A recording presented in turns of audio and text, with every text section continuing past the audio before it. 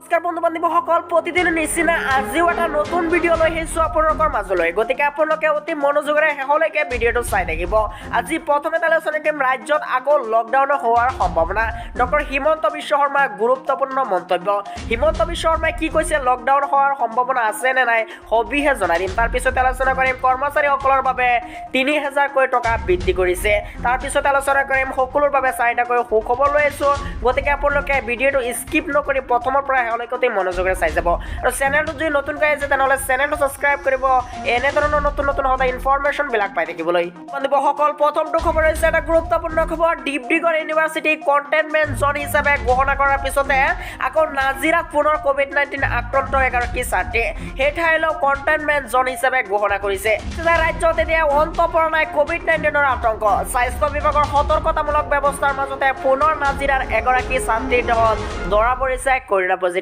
ছাত্ৰীগৰাকীৰ দেহত ৩ দিনৰ পূৰ্বে ধৰা পৰিছিল কৰোনা পজিটিভ ডিব্ৰুগড় বিশ্ববিদ্যালয়ত অধ্যয়নৰত ছাত্ৰীগৰাকী দুদিনমান পূৰ্বে ছাত্ৰীগৰাকী হঠাৎ অসুস্থ হৈ পৰাত চিকিৎসালয়লৈ নিয়া হয় আৰু তাতে ছাত্ৰীগৰাকীৰ দেহত কোভিড-19 পজিটিভ ধৰা পৰে পৰৱৰ্তী সময়ত স্বাস্থ্য বিভাগে ছাত্ৰীগৰাকীক চিকিৎসা কৰোৱা নাজিৰা চেকনি গাঁৱৰ নিজা গৃহলৈ প্ৰেৰণ কৰে বৰ্তমান ছাত্ৰীগৰাকী নিজ গৃহত কোৱাৰেণ্টাইন হৈ আছে ছাত্ৰীগৰাকীৰ গৃহ অঞ্চলটো কণ্টেইনমেণ্ট জোন হিচাপে ঘোষণা কৰিছে নাজিৰা মহকুমা প্ৰশাসনে উল্লেখযোগ্য যে স্বাস্থ্য বিভাগে ইতিমধ্যে চিকিৎসা বিভাগৰ লোকসকলক কোভিড-19 ভেকচিন প্ৰদান কৰিছে যদিও সাধাৰণ জনতাক বৰ্তমানেও ভেকচিন প্ৰদান কৰা হোৱা নাই বন্ধুসকল দ্বিতীয় নম্বৰ খবৰটো হৈছে আৰু ডাঙৰ খবৰ ইয়াত কৈছে কোভিডক লৈ আতংক নহ'ব কোভিড পৰিবেশ সৃষ্টি হ'লে স্বাস্থ্যমন্ত্ৰী হিচাপে মোৰেই ভাল মই টিভিত ওলাই থাকিম এই কথা জনাইছে হিমন্ত বিশ্ব শৰ্মাই যে কোভিডক লৈ আতংকিত নহ'ব কোভিডৰ পৰিবেশ সৃষ্টি হ'লে স্বাস্থ্যমন্ত্ৰী হিচাপে মোৰো ভাল হ'ব মই টিভিত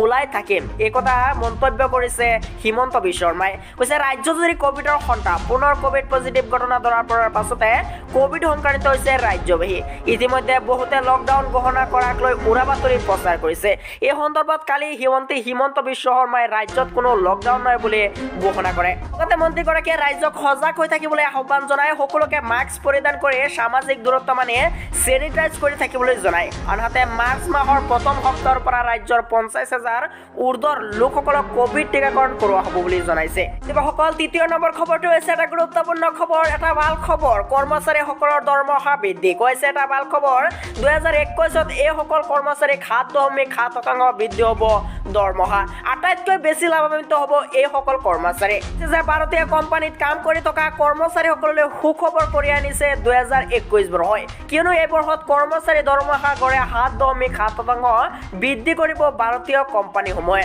লগতে কামত ভাল প্ৰদৰ্শন কৰিবলৈ সক্ষম হোৱা কৰ্মচাৰী দৰমহা ৬০% বৃদ্ধিৰ সম্ভাৱনা আছে আন নামৰ এটা কোম্পানীৰ দৰমহা বৃদ্ধিৰ ওপৰত এক জৰীপ প্ৰকাশ কৰিছে এই কথা মংগলবাৰে প্ৰকাশ কৰা হৈছিল এই জৰীপৰ প্ৰতিবেদন প্ৰকাশ পাইছে যে জাপান আমেৰিকা যুক্তৰাষ্ট্ৰ চীন ছিংগাপুৰ জাৰ্মানী আৰু ব্ৰিটেইনৰ দৰে মুখ্য অৰ্থব্যৱস্থাতকৈ ভাৰতীয় কোম্পানীসমূহে তেওঁলোকৰ কৰ্মচাৰী দৰমহা অধিক বৃদ্ধি কৰিব এই দেশসমূহত কৰ্মচাৰীসকলৰ দৰমহা গড় বৃদ্ধি ৩.১ৰ পৰা ৫.৫% ভিতৰত বুলি অনুমান কৰা হৈছে ২০২০ চনত ভাৰতীয় কোম্পানীসমূহে কৰ্মচাৰীসকলৰ দৰমহাৰ গড় ৬.৪% বৃদ্ধি কৰিছিল কয় যে ই বাণিজ্য আৰু ভেঞ্চাৰ কেপিটেল ক্ষেত্ৰৰ কোম্পানীসমূহৰ বেতন ১০.১%লৈকে বৃদ্ধি হ'ব ইয়াৰ পিছত তথ্য প্ৰযুক্তি কোম্পানীসমূহে গড় ৯.৭% IT কোম্পানীসমূহে ৮.৮% আৰু মনোৰঞ্জন আৰু গেমিং কোম্পানীসমূহে ৮.১% দৰমহা বৃদ্ধি কৰিব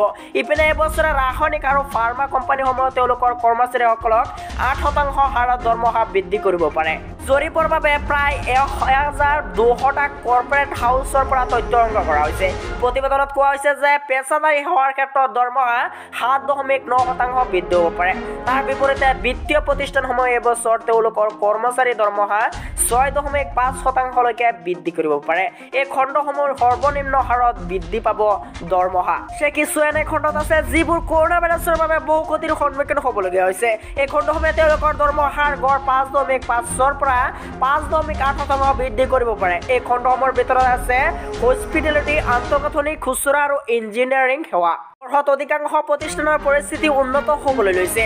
জৰীপ প্ৰতিবেদনত প্ৰকাশ পাইছে যে 93.5% প্ৰতিষ্ঠানে এই বছৰত ইতিবাচক ব্যৱসায় কৰিব বুলি আশা কৰা হৈছে আৰু তেওঁলোকৰ কৰ্মচাৰী দৰমহা বৃদ্ধি কৰাৰ স্থিতি থাকিব। আন 6.5% প্ৰতিষ্ঠানে অনুমান কৰিছে যে এই বছৰতো তেওঁলোকৰ ব্যৱসায়ে ভাল প্ৰদৰ্শন কৰিবলৈ সক্ষম নহ'ব আৰু কৰ্মচাৰী দৰমহা গড় বৃদ্ধি বজাই ৰখাটো তেওঁলোকৰ বাবে প্ৰত্যাহ্বানজনক হ'ব।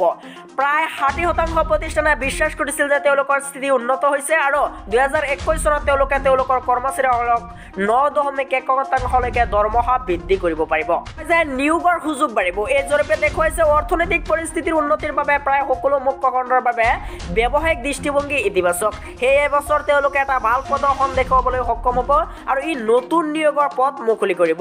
ব্যৱসায়সকল 4 নম্বৰ খবৰটো হৈছে এটা গুৰুত্বপূৰ্ণ খবৰ। ৰাজ্যত আকৌ লকডাউন হোৱাৰ সম্ভাৱনা কিমান? মন্ত্ৰী হিমন্ত বিশ্ব শৰ্মাৰ গুৰুত্বপূৰ্ণ মন্তব্য। আজি এই মন্তব্য কৰিলে ডক্টৰ হিমন্ত বিশ্ব শৰ্মাই। হিমন্ত বিশ্ব শৰ্মাই কৈছে যে ৰাজ্যত শেহতীয়াকৈ আকৌ বাঢ়িছে কৰোনা আক্ৰান্ত ৰোগীৰ সংখ্যা। তাৰ মাজতে একাংশই প্ৰচাৰ চলাইছে ৰাজ্যত আকৌ হ'ব লকডাউন। পিছে আকৌ এবাৰ লকডাউন হোৱাৰ সম্ভাৱনা কিমান? এই সন্দৰ্ভত এতিয়া মুখ খুলিছে মন্ত্ৰী হিমন্ত বিশ্ব শৰ্মাই। হিমন্ত বিশ্ব শৰ্মাই কয় যে কোভিডক লৈ আতংকিত হোৱাৰ কাৰণ নাই। ৰাজ্যত কোভিডে ভয়ংকৰ ৰূপ লোৱা নাই। আভিজাত্য থকা বিদ্যালয়ত কোভিড সংক্ৰমণ হোৱাৰ বাবে সংবাদ মাধ্যমে অতিৰিক্তভাৱে বাতৰি পৰিৱেশ কৰিছে। ইয়াৰ পূৰ্বেও চৰকাৰী বিদ্যালয়ত কোভিড সংক্ৰমণ হৈছে, কিন্তু সেই বাতৰি পৰিৱেশ নহ'ল। মঙলবাৰৰ দিনটোতে অসমত 7গৰাকী লোক কৰোনাত আক্ৰান্ত হৈছে। ইয়াৰ সংখ্যা হিচাপত কোনো কাৰণত অধিক নহয়। তথাপিও জনতা সাৱধানতা অৱলম্বন কৰা উচিত। মাস্ক পৰিধান কৰাৰ লগতে ৰাজ্যবাসীয়ে সামাজিক দূৰত্ব পালন কৰাৰ আহ্বান মন্ত্ৰীগৰাকীয়ে। মন্তব্য হিমন্ত বিশ্ব শৰ্মাৰ।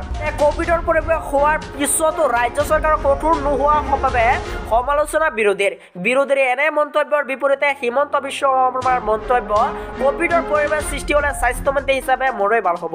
সংবাদ মাধ্যমত মই ওলাই থাকিব পাৰিম, বিৰোধীয়ে সমালোচনা কৰিবই। কিন্তু এটা কথা ঠিক যে যদি সঁচাকৈ কোভিড সংক্ৰমণৰ সংখ্যা বৃদ্ধি হয় বা লকডাউন দিবলগীয়াৰ পৰিস্থিতি হয়, তেন্তে সংবাদ মাধ্যমৰ জৰিয়তে ৰাজচোৱা আৰু হ'ব।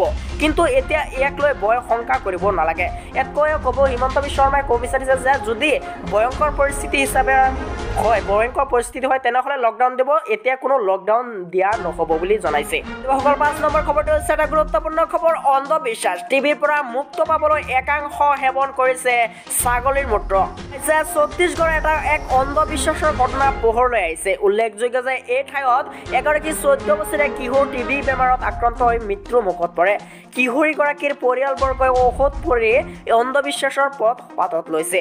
জানিব পৰা মতে কিশোৰগৰাকীয়ে বিগত বৰ্ষৰ পৰা টিবিত আক্ৰান্ত হৈ আছিল। কিশোৰগৰাকীৰ চিকিৎসা চলি থকাৰ মাজতে পৰিয়ালবৰ্গই চিকিৎসা বন্ধ কৰি জৰা ফুকা কৰিবলৈ লয়।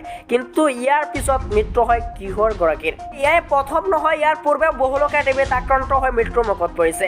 গাঁৱত লোকসকলে বিশ্বাস কৰে যে ছাগলীৰ মূত্ৰ আৰু গোবৰ শুঙিলে টিবি ভাল হয়। ইয়াৰ পিছতে টিবিত কোনো লোক আক্ৰান্ত হ'লে এই পন্থা গ্ৰহণ কৰাৰ ফলত মৃত্যুৰ মুখত পৰে বহুতো। এতিয়া একাংশ এয়া অন্ধবিশ্বাস বুলি মানি লৈছে যদিও একাংশ ইয়াৰ কবলৰ পৰা ওলাই আহিব পৰা নাই।